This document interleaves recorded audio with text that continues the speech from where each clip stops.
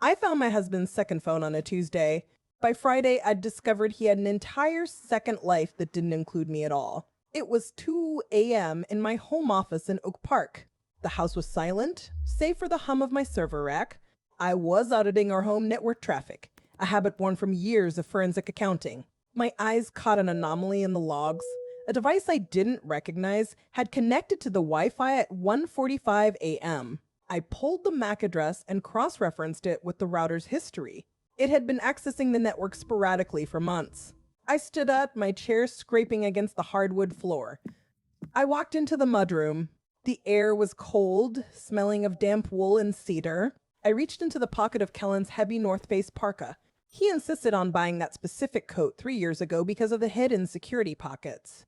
My fingers brushed against something hard and metallic. I pulled it out. It was an iPad, its screen dark. I pressed the home button. The display flickered to life. A notification banner sat right there in the center. It was a message from a contact simply named E. The text read, "Missing our bed. Did she fall asleep yet?" My heart didn't race. It just went cold like a ledger being closed for the final time. I stared at the screen. The timestamp was 1:45 a.m. That was exactly when Kellen had told me he was going downstairs for a glass of water. I stood in the mudroom, the silence of the house pressing against my eardrums. You know that feeling when your gut is screaming, but your brain keeps trying to balance the books? I was trying to find a logical explanation for E and the hidden device. Maybe it was work? No, the math never lies. This wasn't a work device. I looked at the screen again. The phrasing was intimate, possessive. I felt a strange, clinical detachment wash over me. It was as if I were auditing a stranger's life instead of my own marriage. If you have ever suspected your partner was lying, you know exactly what I am feeling right now. I want to know what you would have done in that hallway. Would you have confronted him, or would you have done what I did? I took a deep breath and walked back into my office. I sat down at my desk, the glow of my monitors reflecting in the dark window. I didn't want to wake the children. I didn't want to scream. Most wives would wake their husbands up screaming. I just went back to my office and opened a blank Excel spreadsheet. The cursor on my monitor blinks in the silence of my home office. It is 2014 a.m. I am staring at a blank Excel spreadsheet. Column A labeled expense. Column B labeled date. My husband Kellen is currently in the kitchen. He claimed he was getting water. If he returns and sees this screen, he will see a forensic audit. Do you know what it feels like to realize your life is a balance sheet? The math never lies. I look at the framed wedding photo on my desk. It was taken in 2006. In the image, Esteban is standing closer to Kellen than I am. His hand is resting firmly on the small of Kellen's lower back. I never noticed the grip before. I never questioned why Esteban stood there. I remember his toast that night at the reception. He raised his champagne glass high, winked at Kellen, and said, "He was my first and best investment." I laughed then. I thought it was a joke about their college days. I realize now it was a statement of ownership. I pull up the doorbell camera footage from last Thanksgiving on my tablet. The screen glows blue against my skin. There is Esteban, walking up to our front porch at 2 p.m. He does not knock. He pulls a brass key from his pocket and lets himself inside. Why did Esteban have a key to our house all these years? I feel my pulse thumping in my neck. It is a cold, rhythmic thud. I have 3 children sleeping down the hall. Their financial security is currently tied to a man who might be a stranger. I need to keep this investigation quiet. If you have ever suspected your partner, you know the exact weight. It feels like holding your breath for years. I begin typing. I enter the date of our first mortgage payment. I cross-reference it with the bank records I downloaded last night. The numbers are clean, precise, and entirely hollow. I feel a chill creep up my spine despite the central heating running in this Oak Park house. I'm not just a wife anymore. I am an auditor. I am looking for the leak in the ledger. Kellen is still in the kitchen. I hear the refrigerator door click shut. He's coming back down the hallway. I click the hide button on my spreadsheet just as his shadow hits the carpet. I thought we had the perfect partnership, but the greatest frauds are the ones that look flawless on paper. If this story is hitting close to home for you, I want you to know you are not alone. Hit that subscribe button and turn on notifications because the next entry in this ledger is devastating. Drop a like if you made it this far and tell me, would you have kept digging or walked away? I read every single one. The door clicked shut, but I didn't move. My heart was hammering against my ribs like a trapped bird. I stared at the dark mahogany of my desk. Kellen was just down the hall. I waited until I heard the floorboard creak in the kitchen. Then I clicked the mouse. The Excel sheet reappeared, glowing bright white against the dim room. I had 14 hours of data entry ahead of me. I pulled 7 years of joint bank statements from the digital archives. My eyes scanned the rows of transactions. I was looking for patterns. I was looking for the bleed. Do you know that feeling when your gut is screaming at you? You know something is wrong, but you keep telling yourself it is just paranoia. I wasn't paranoid. I was a forensic accountant. I was built for this. I found it at 4:15 a.m., a recurring charge for exactly $1,200. It was labeled Meridian Holdings. I remembered the conversation from 2010. Kellen had kissed my forehead in our old bedroom. He told me, if anything happens to me, you and the kids will never have to worry. He said it was a whole life insurance policy, a secure investment for our family. I believed him. I was young. I was foolish. I leaned into the blue light of my monitor. I typed the routing number into the ABA directory. My fingers felt numb against the cold plastic keys. The result blinked back at me. It was not an insurance company. It was a localized commercial bank in Galena, Illinois. My breath hitched. I felt a surge of professional indignation that completely eclipsed my personal grief. This wasn't a safety net. This was a drain. I opened a new tab. I traced the money trail back through the years. My hands were shaking so hard I almost knocked over my water glass. It was a systematic extraction of our marital capital. I looked at the totals. I did the math again. The math never lies. He had diverted over $200,000 of our funds over 14 years. I sat there in the silence of my office. The smell of stale coffee hung in the air. I looked at the screen. The cursor pulsed like a heartbeat. I needed to know what he bought with that money. If you have ever felt that cold, sinking realization that your entire life is a ledger entry for someone else, you know exactly where I am right now. Tell me in the comments, what would you have done if you found your husband's insurance was a lie? Because I promise you, nobody saw this coming. If this story is hitting close to home, I want you to know you are not alone. Hit that subscribe button and turn on notifications so you don't miss the next one. Like this video if you made it to the end. Drop a comment. I read every single one. I was about to find out exactly what he bought with our future. The sun was barely up over Oak Park. I walked into the kitchen, my cold coffee still sitting on the granite island. Kellen was there, hunched over his breakfast bowl. I pulled the iPad from my robe pocket and placed it face down. I asked him about the message from E. He looked up, his eyes widening in a performance I had seen before. He dropped his spoon. It clattered against the ceramic bowl. Then he fell to his knees on the cold tile floor. He started sobbing, clutching my hem with trembling fingers. He told me it was Elena, a junior rep from his firm. He swore it was just an emotional affair. 6 months of emails and late lunches. He looked up at me, begging. He said it never became physical. I watched him. I felt nothing but a clinical, detached curiosity. It was exactly like the time in 2015 when he lost his wedding ring. He had knelt on the floor then. I checked the kitchen nanny cam later that morning. The footage was illuminating. The moment I turned my back, his face blanked. The tears stopped midstream, like a faucet being turned off. It was a masterpiece of emotional manipulation. You know that feeling when you realize someone is playing a role they've rehearsed 1,000 times? It is chilling. I stood in the doorway, staring at the back of his head. He was so busy selling me this Elena story. He thought the tears had worked. He thought he had successfully given me a minor infraction to hide a felony. He didn't know I had already pulled the LLC filings for Meridian Holdings. He didn't know about the Galena bank account. He was offering me a paper cut to distract me from the fact that he was gutting our foundation. Would you have let him keep talking? Or would you have walked away like I did? I need your thoughts. Drop a comment below because I read every single one. If the story is hitting close to home, you are not alone. And it does get better, but first, it gets worse. Hit that subscribe button and turn on notifications for the reveal.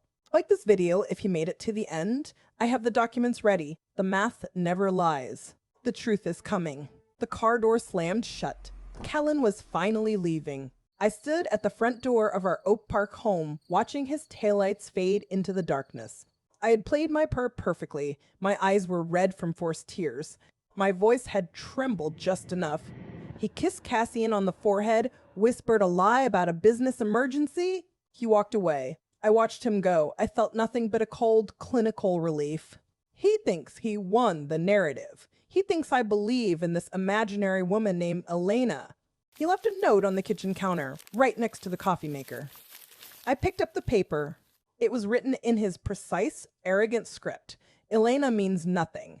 You are my only true north. I crumpled the paper and tossed it into the trash bin. It was a pathetic prop in a poorly staged play. Have you ever had to act against someone you love, knowing every word is a calculated deception? It is exhausting. And honestly, I want to know what you would have done in my place, because I still don't know if I made the right call. I walked into his home office. The room smelled like his expensive cologne and stale coffee. I checked the driveway on the security monitor. His car didn't head toward the downtown hotel. He took a hard left toward the highway, heading north. Toward Galena, I locked the office door behind me. I sat in his leather chair. It was still warm from his body heat. I stared at the bottom desk drawer. He installed that biometric padlock in 2020. He told me it was for client confidentiality compliance. I laughed out loud in the empty room. It was never about clients. It was about keeping me out of his ledger. I reached into my bag and pulled out my tools. I am a forensic accountant. I know how to find what people hide. He thought he was secure behind a fingerprint scanner. He was wrong. I looked at the desk surface. There were faint scratches near the lock. He was careless. I leaned back and looked at the ceiling, feeling the silence of the house pressing against my eardrums. My heart rate was steady. This isn't about emotion anymore. This is about balance sheets and assets. If this story is hitting close to home for you, I want you to know you are not alone. It does get better, but first, it gets much worse. I didn't need his fingerprint to open that drawer. I'm an auditor. I just needed a crowbar. Subscribe if you want to hear what I found inside. Drop a like if you made it to the end. Turn on your notifications so you don't miss the next one. And drop a comment below. What would you have done if you were standing in that office? The wood splintered with a sharp, sickening crack. The biometric lock hung uselessly from the frame. I didn't feel triumph. I felt an icy clinical detachment. I reached inside the dark cavity of the drawer. My fingers brushed against cold metal and dusty paper. I pulled out a thick, heavy manila folder. The label was handwritten in black ink. M Holdings Tax, 2005, 2005, 2005. I sat back in my leather office chair. The room was silent. The only sound was my own steady breathing. I opened the folder. The first document was an operating agreement for Meridian Holdings, LLC. My eyes scanned the names listed as managing partners. Kellen Prescott, Esteban Fernandez. The date was October 14, 2005. I felt the air leave my lungs. That was 11 months before our wedding.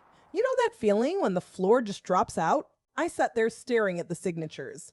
They looked so permanent, so deliberate. I felt a sudden, sharp memory of 2018. I was sitting at this very desk. I was looking at Zillow listings for a house with a larger yard. I wanted space for the boys. Kellen had walked in, his face tight with fake concern. He told me the market was too volatile. He said we couldn't afford the risk. He aggressively closed my laptop, his hand lingering on the lid. He was protecting his own assets, not our family's future. I looked at the monitor. My own reflection stared back, ghostly and pale. I looked at the document again. It wasn't an investment fund, it was a property holding company, and it was tied to a residential address in Galena, Illinois.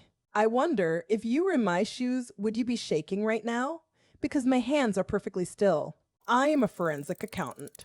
I am trained to find the truth in the numbers, and the numbers here are screaming. I flipped to the next page. It was a property deed for a cabin on the river.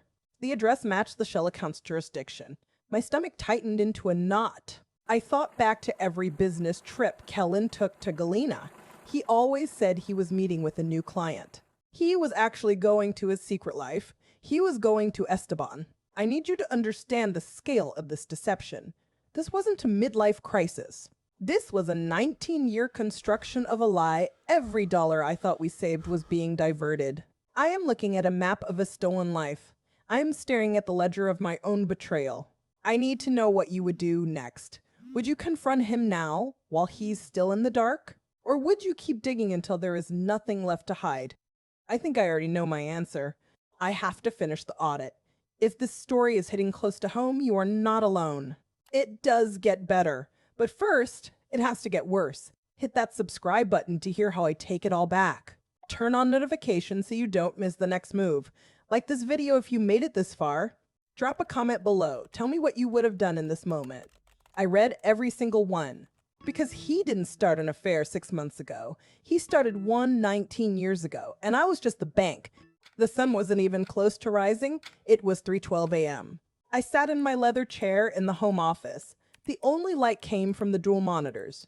My fingers moved across the keyboard with a rhythm I usually reserve for tax audits. I was deep inside Kellen's iCloud account. I had bypassed his security protocols months ago. It was a simple matter of a network override. Now, the files were decrypting. I clicked on the folder labeled Hidden. It was massive. Thousands of photos appeared on the screen. My stomach turned, but I didn't look away. I am a forensic accountant. I look at what is there, not what I want to see. The first photo was of a kitchen. It was rustic, wood-paneled, and warm. I recognized the layout immediately from the Meridian Holdings site map. Kellen was standing by a stone fireplace. He was holding a glass of scotch. Beside him was Esteban. They were laughing. Esteban had his arm draped over Kellen's shoulders. It wasn't a friendly gesture. It was possessive. I scrolled to the next image.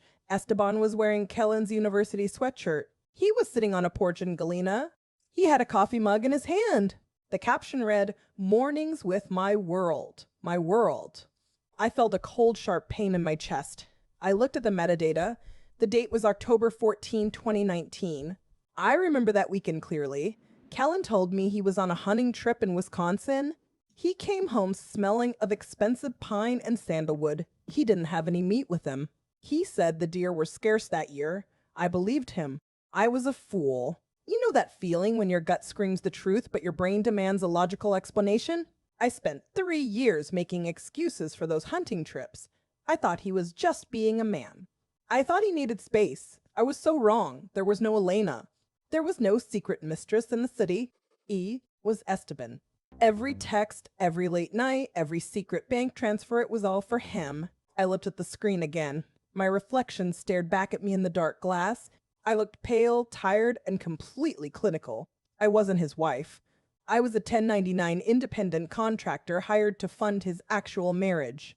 Does that realization make me look weak to you? Because I don't feel weak. I feel precise. I feel dangerous. I have the files. I have the evidence.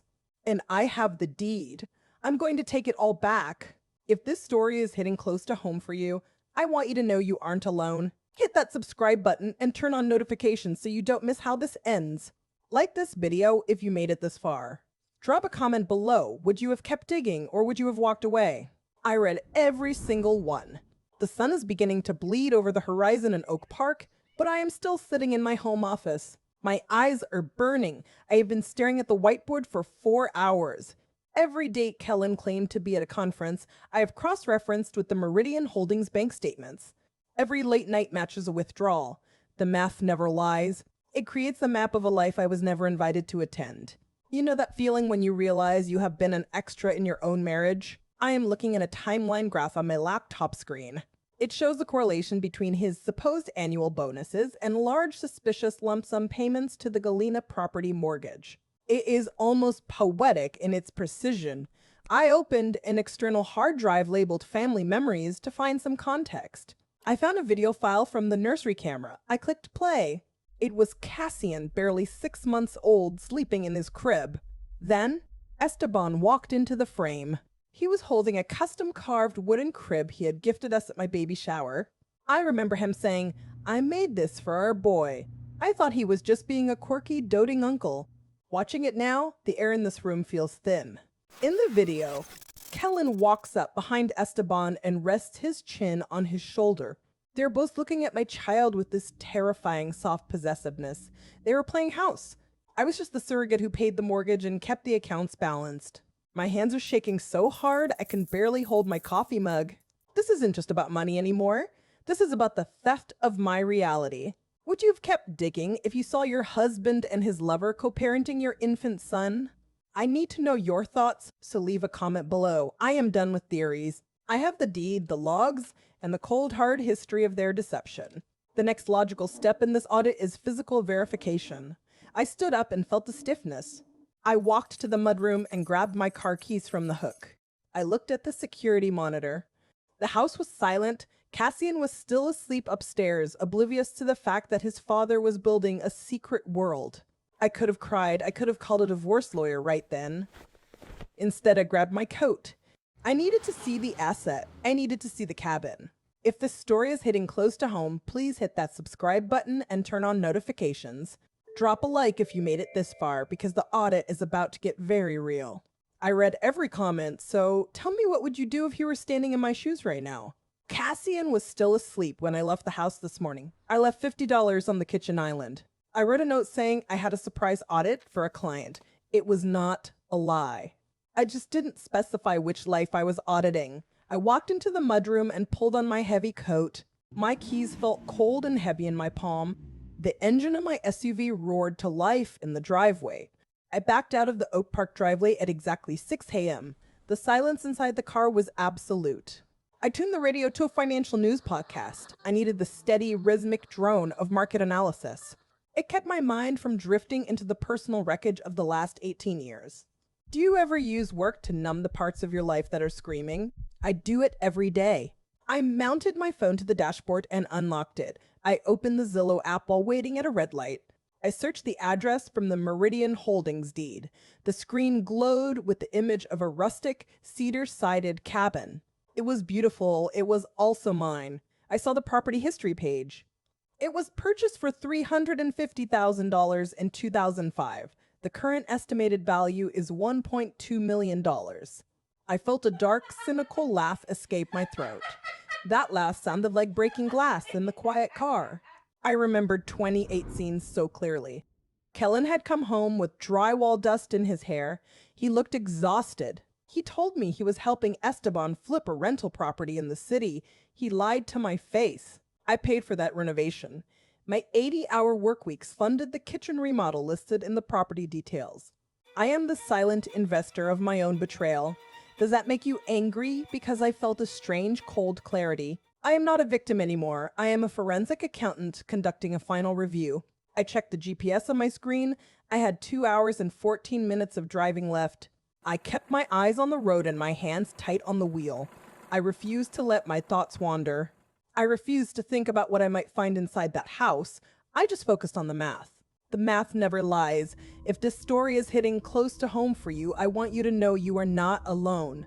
It gets worse before it gets better, but you have to see the truth to survive it. Hit that subscribe button and turn on notifications so you don't miss the next part. Like this video if you made it. Drop a comment and tell me what you would have done in my position. I read every single one of them. I watched the miles tick down on the dashboard. The landscape shifted from suburbs to open, rolling hills. I rounded the final bend on the gravel road. There it was, the house my 80-hour work weeks had built. The woods in Galena are silent, too silent. I parked my SUV 3 miles back near a rusted gate to avoid detection. My hiking boots crunched against dry leaves as I navigated the dense brush. I finally emerged at the edge of the property line. The cabin sits on a ridge overlooking the river. It is immaculate. The landscaping is manicured, featuring stone pathways and expensive perennials.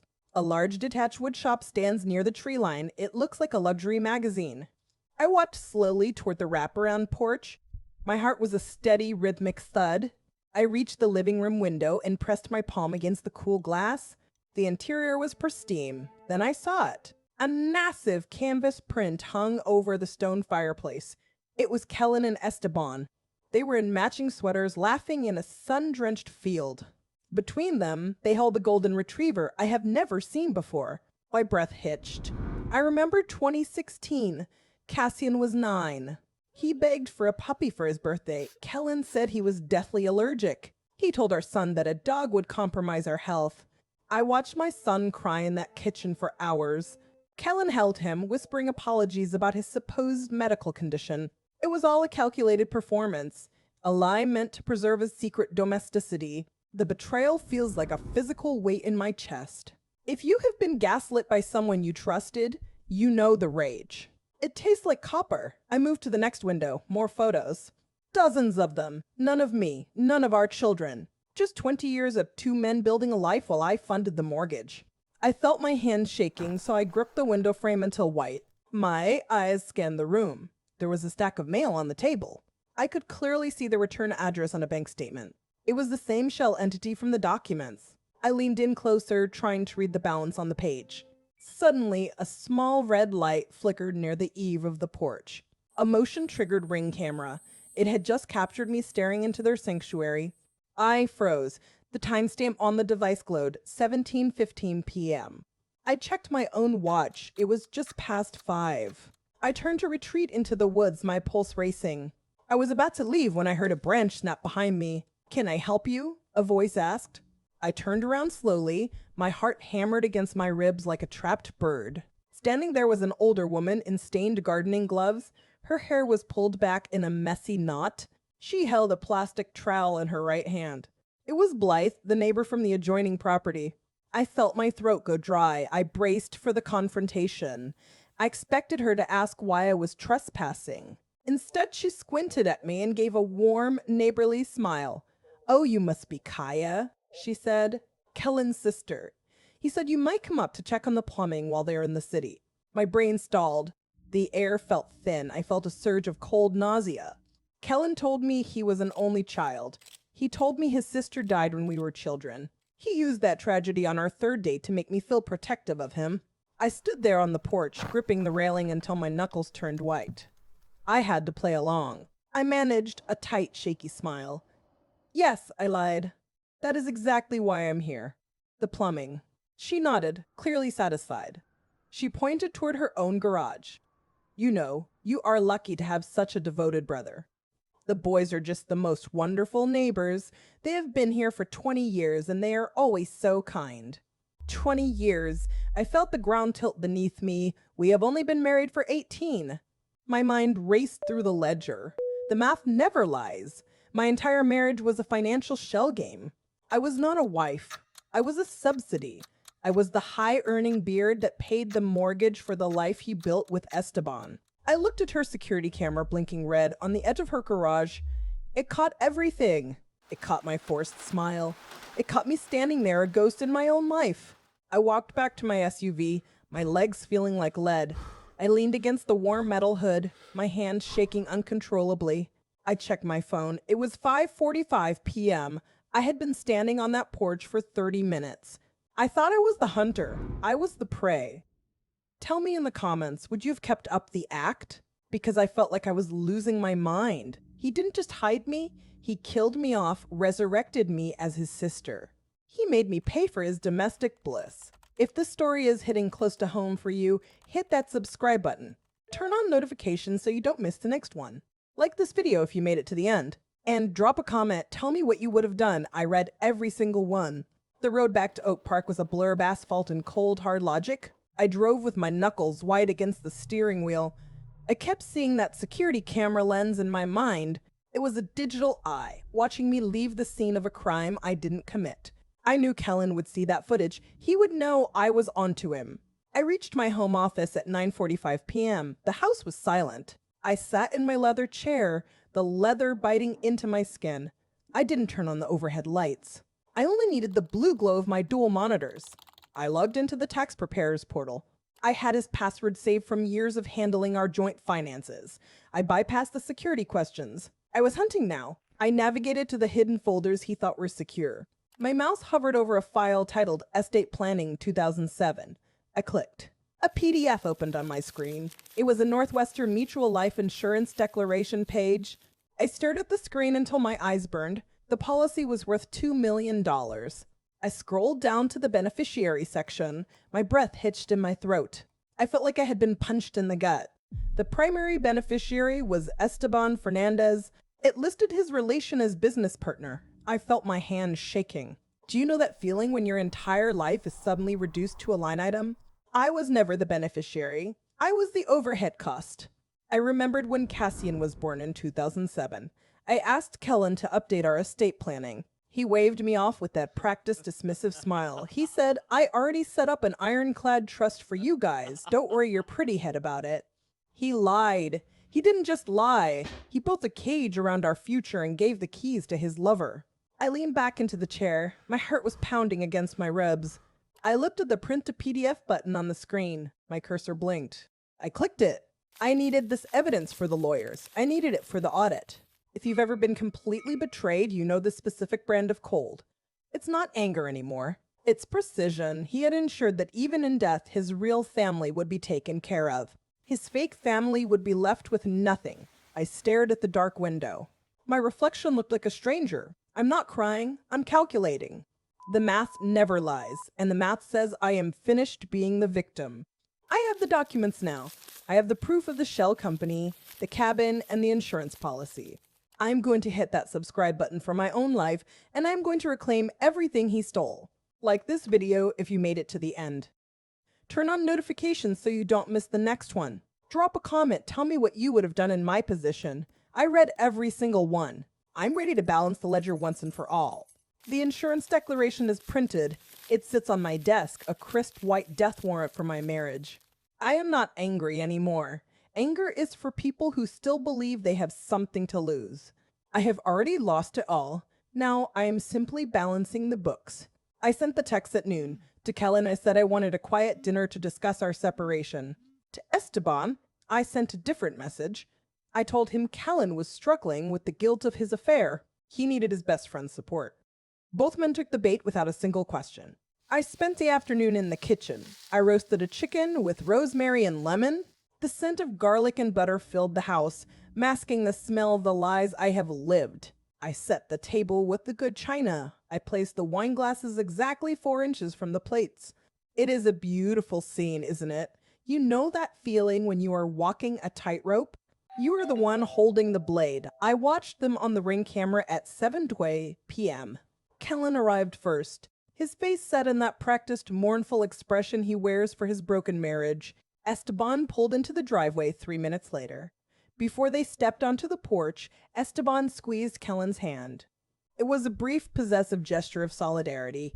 I watched the live feed and felt my pulse steady. Not a single beat skipped. I opened the door before they could knock. I smiled, a tight, practiced expression that didn't reach my eyes. "Come in," I said.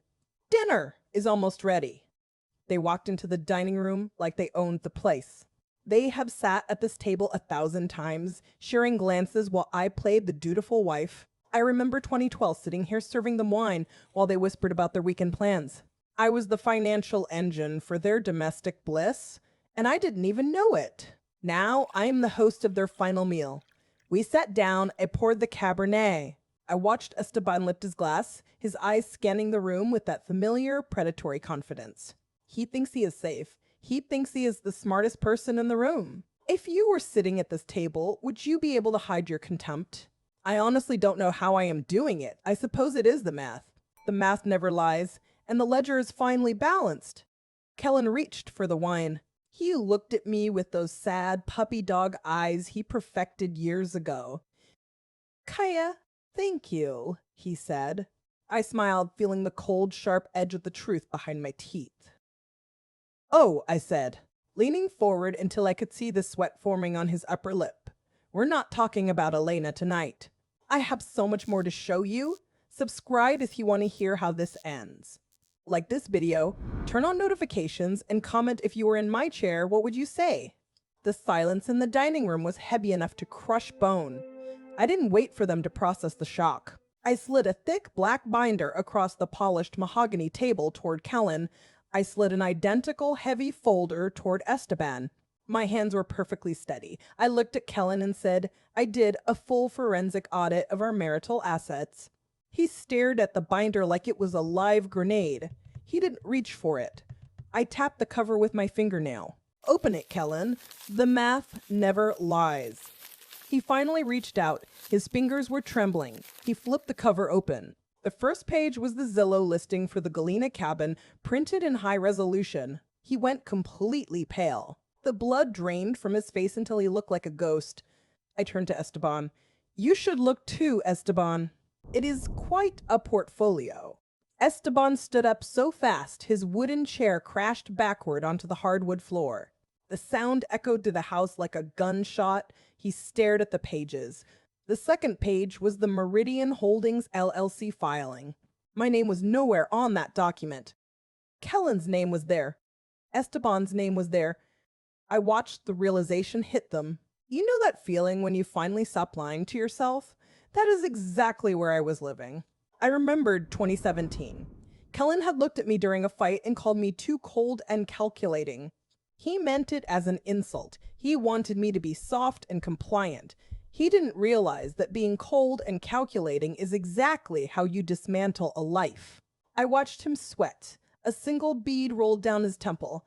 I didn't offer him a napkin. I just watched. I turned to the next page in his binder. It was the photo of them with the golden retriever, taken on the cabin porch. "Nice dog," I said. My voice sounded detached, even to me. "Is he a good boy, Kellen?" He couldn't speak. He just stared at the photograph. I pulled the final document from my own copy of the binder. It was a stamped temporary restraining order on all Meridian Holdings assets. The Cook County Courthouse seal was clear and sharp. I laid it flat on the table. "I have already frozen the cabin and the accounts," I said quietly. "Everything is locked down. If you have ever been gaslit for 20 years, you know the power of finally holding the truth." I leaned in close. I wanted to see every flicker of panic in their eyes. The security camera in the corner of the dining room was recording every single second of this. I knew Kellen would see the footage later. I didn't care. I looked at Esteban, my voice dead quiet. "I hope you enjoyed the chicken. It is the last meal I will ever buy you." Before I tell you what they said back, I want you to tell me in the comments, what would you have done? Because I know what I did. I stood up, walked out of the room, and left them with the wreckage of their own greed. Hit that subscribe button and turn on notifications so you don't miss the next one. Like this video if you made it to the end. And drop a comment. I read every single one. We are almost at the end of this ledger. The slam of the front door echoed through the house. Esteban was gone. I stood in the dining room, the silence heavy and suffocating. Kellen remained seated at the head of the mahogany table. His face was a mask of gray, sweat beading on his upper lip. He didn't even look at me. His phone vibrated against the wood, a frantic rhythmic buzzing. It showed 14 missed calls from E in 3 minutes. I stared at the screen, feeling nothing but cold clinical satisfaction. Kellen finally looked up, his eyes bloodshot and wide with panic. He whispered, "You were never supposed to find the ledger." I laughed, a sharp, dry sound that felt foreign in my own throat. "I am a forensic accountant, Kellen. Did you honestly think your pathetic shell company would stay hidden?" He sagged, his shoulders collapsing inward as if he'd been deflated. He started to sob. Not the rehearsed, performative tears from last month, but ugly, ragged gasps of genuine terror. "My family," he stammered, gripping his wine glass until his knuckles turned white.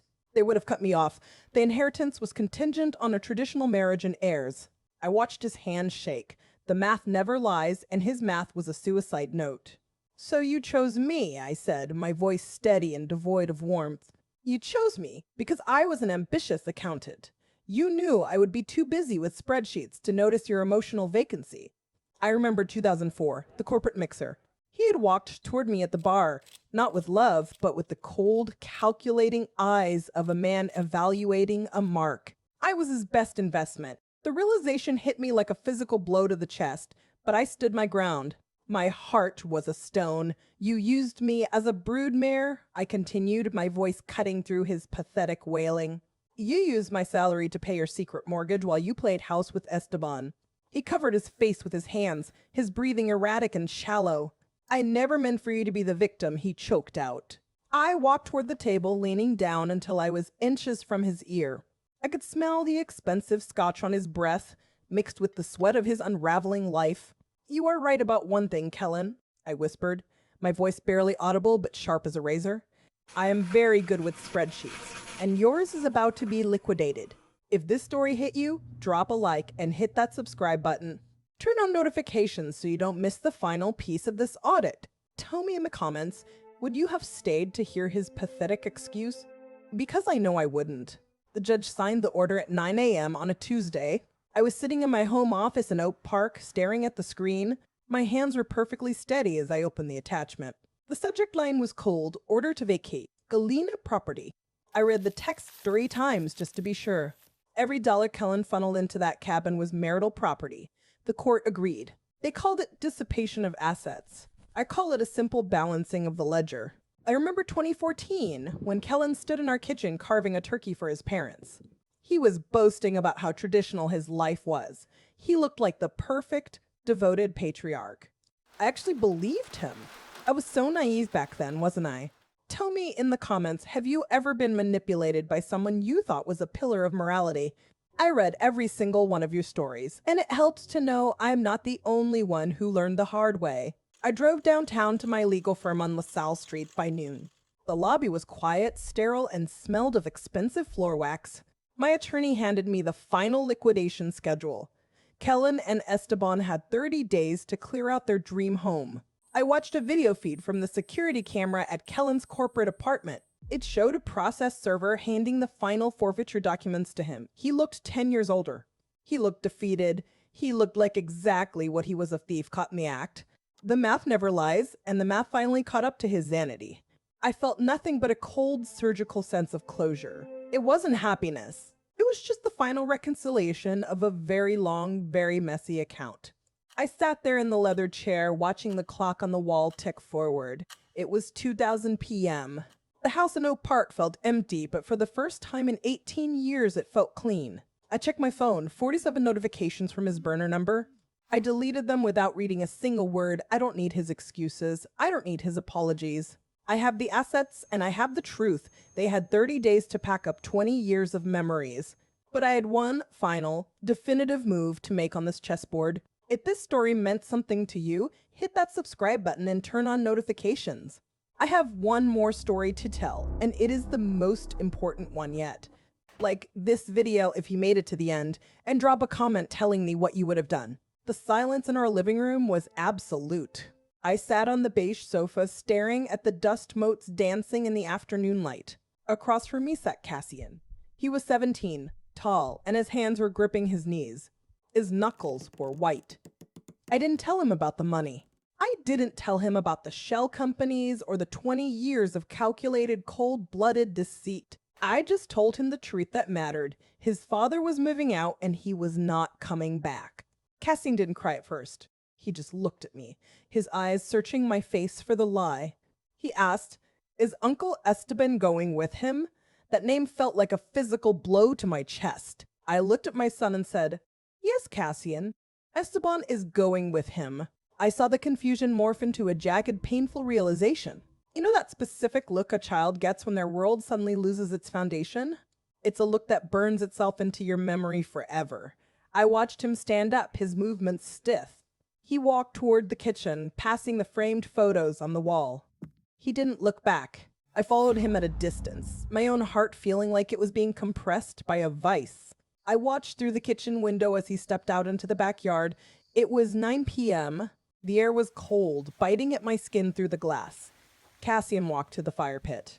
He held a wooden baseball bat, a custom carved piece Esteban had given him in 2015. I remembered that day clearly. Esteban had been teaching him how to hit a fastball. It was all a performance, a lie wrapped in a leather glove. I watched as Cassian tossed the bat into the fire pit. He doused it with lighter fluid. The flames roared to life, consuming the symbol of a friendship that was never real. He wiped angrily at his eyes with his sleeve. I stood there in the dark kitchen. I felt the tears finally come, hot and stinging. My maternal sorrow was a heavy, suffocating weight. I'm not gonna lie, I wanted to run out there and hold him. But some things you have to burn yourself. If you've ever had to explain a fraud, you know. Tell me in the comments, how do you help a teenager move past a betrayal this deep? I watched the fire burn down to glowing embers until the bat was just ash. Kellen and Esteban destroyed their own haven, but I was about to make sure they knew. If this story meant something to you, hit that subscribe button and turn on notifications. I have more to reveal and the final piece is coming. Like this video if you made it. Drop a comment, I want to hear your thoughts. I promise, the ending is worth the wait. The gravel crunched under my heels as I walked up the driveway. It was 11:45 a.m. on a Tuesday in Galena. The air smelled like damp pine and impending winter. I stood on the porch clutching the final property deed transfer document in my coat pocket. It was signed, notarized, and entirely in my name. I had purchased this cabin for $850,000 cash. I used the very alimony funds Kellen was forced to pay me. The irony was not lost on me. I watched them through the screen door. Esteban stood by the mahogany table, his face a mask of shock. Kellen held a cardboard box, his knuckles white against the brown tape. He looked at me, then at the legal papers. I didn't say a word, I just tapped the glass with my wedding ring. I remembered 2006, the day I signed our marriage certificate in a white dress, believing I was building a future. I was merely signing a fraudulent contract. I felt a cold, sharp sense of supremacy. This was my house now. I pushed the door open. Esteban looked like he might collapse. I held out my hand. "The keys, Esteban," I said. His fingers were shaking as he dropped them into my palm. The metal felt cold and heavy. I watched them walk to their beat-up moving truck. Their shoulders slumped in total defeat. It was over. I sat on the porch swing, sipping a cup of coffee, and watched them drive away into obscurity. My life as their financial surrogate has officially reached its conclusion. You know, people often ask me how I managed to keep my head when everything was falling apart. The answer is simple. I focused on the math. The math never lies. I've laid out every piece of this nightmare for you over these last 18 chapters. If this story meant something to you, do me a favor. Hit that subscribe button and turn on notifications. I have more audits to conduct, and some of them are even more complex than this one. Like this video if you made it to the end and found some closure in this result. And please, drop a comment. Tell me what you would have done if you were in my shoes. I read every single one of them, and your support has been the only thing that kept me balanced. They spent 20 years trying to balance two different lives. In the end, I was the one who cleared the books.